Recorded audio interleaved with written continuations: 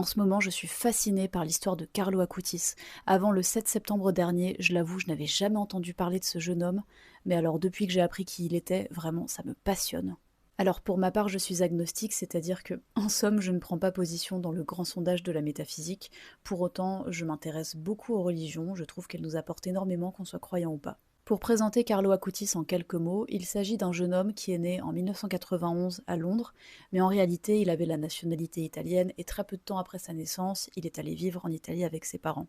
Et très tôt, c'est un jeune homme qui s'est montré très pieux, alors qu'il était dans une famille certes catholique, mais pas spécialement pratiquante, et il avait un réel intérêt pour le christianisme, donc en l'occurrence le catholicisme. Et durant toute sa vie, il a voulu être dans l'amour du prochain au sens le plus pur du terme, c'est-à-dire qu'il faisait beaucoup d'actes de charité, il venait énormément en aide aux autres, et encore une fois, il était très pieux, il a pu faire sa première communion à seulement 7 ans, et il était par ailleurs un génie de l'informatique, et ce, au service de la religion.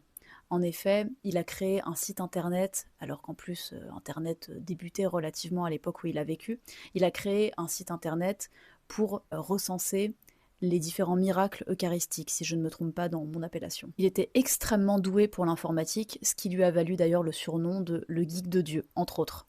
Et malheureusement, il est décédé d'une mort très précoce en 2006 d'une leucémie extrêmement foudroyante. Plusieurs miracles, en l'occurrence des guérisons inexpliquées principalement, ont pu être observés en lien avec Carlo Acutis, ce qui lui a valu donc sa canonisation. Et je suis en tout cas fascinée et surtout émerveillée, profondément émerveillée par l'histoire de ce jeune homme, et ce parce que j'ai découvert son histoire dans une période assez singulière pour moi. Je dis une période, mais en réalité il s'agissait simplement de quelques jours qui se sont concentrés dans la semaine dernière. Dans la semaine dernière, bon c'était pas très élégant dit comme ça, mais c'est pas grave. En effet, en début de semaine dernière, déjà, j'ai eu un gros différend d'ordre professionnel. Je n'entrerai pas dans les détails et je raconte très rarement des choses trop intimes de ma vie sur mes réseaux. Mais là, j'évoque ça de manière assez évasive, même si je ne regrette absolument pas ce qui s'est passé et que j'étais entièrement en accord dans ce que j'ai pu soutenir dans ce différend. Ça me met toujours mal à l'aise d'avoir des conflits, une certaine animosité du moins avec des personnes. C'est extrêmement désagréable.